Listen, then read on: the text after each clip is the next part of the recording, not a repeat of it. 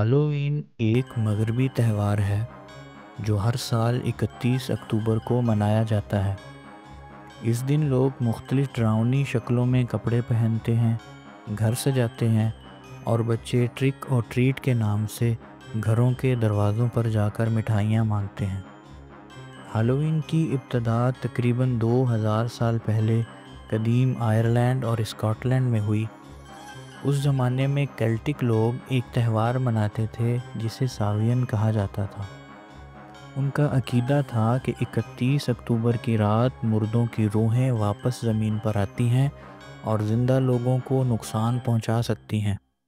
اس لیے وہ خود کو محفوظ رکھنے کے لیے آگ جلاتے، نقاب پہنتے اور مختلف رسومات ادا کرتے تھے۔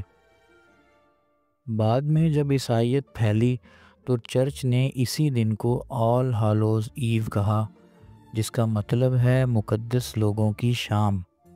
وقت کے ساتھ ساتھ یہ لفظ بدل کر ہالووین بن گیا۔ ہالووین زیادہ تر امریکہ، کینیڈا، برطانیہ، آئرلینڈ اور یورپی ممالک میں بڑے جوش سے منایا جاتا ہے۔ اب سوشل میڈیا کے ذریعے یہ تہوار دنیا کے دوسرے حصوں میں بھی پہنچ چکا ہے، جن میں کچھ مسلم ممالک کے نوجوان بھی شامل ہیں جو تفریح کے طور پر اسے مناتے ہیں۔ اسلام میں کسی بھی تہوار کو منانے سے پہلے ہمیں یہ دیکھنا چاہیے کہ کیا اس کی بنیاد اسلامی عقائد کے مطابق ہے یا نہیں۔ ہالووین کی جڑیں شرک، بد روحوں اور جادو ٹونے کے عقائد میں ہیں جو اسلام کے بالکل خلاف ہے۔ اللہ تعالیٰ قرآن کریم میں فرماتا ہے کہ شیطان کے قدموں پر نہ چلو، بے شک وہ تمہارا کھلا کھلا دشمن ہے۔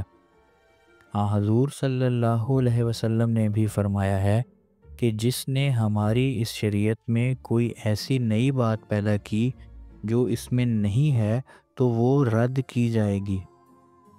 مسلمانوں کے لیے ایسے تہوار منانا جن کا تعلق غیر اسلامی یا مشرکانہ روایات سے ہو، وہ علماء کے نزدیک بھی جائز نہیں ہے۔ البتہ اگر کوئی شخص صرف تعلیم یا آگاہی کے مقصد سے اس کے بارے میں جانتا ہے یا جاننا چاہتا ہے تو یہ الگ بات ہے، لیکن اس کی رسمیں ادا کرنا، لباس پہننا یا شرکت کرنا یہ مناسب نہیں ہے۔